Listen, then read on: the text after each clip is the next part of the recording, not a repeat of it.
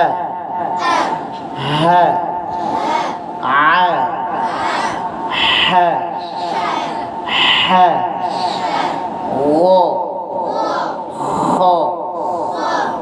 অ ক জ শ ই ব ল ন র ক দ ত আজকে 12 নম্বর মাখরাজ। 12 নম্বর মাখরাজ জিহ্বার আগার সামনে নিচের দুই দাঁতের পেট ও আগার সঙ্গে লাগে।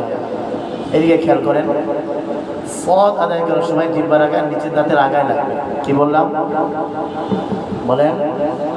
সদ আদায় করার সময় জিহ্বার আগার নিচের দাঁতের আগায় লাগবে, নিচের দাঁতের আগায় লাগবে। স স স সিন যা আদায় করার সময় নিচের দাঁতের পেটে লাগে। কি বললাম? সিন যা আদায় করার সময় নিচের দাঁতের পেটে, নিচের দাঁতের সা জ। তো সদের কথা কি বললাম বলেন তো?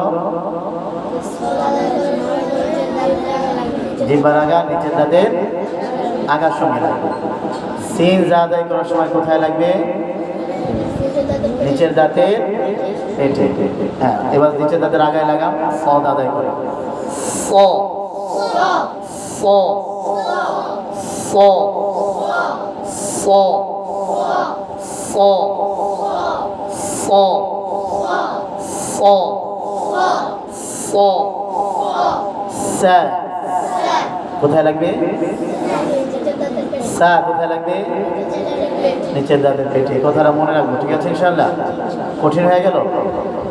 স সা জা।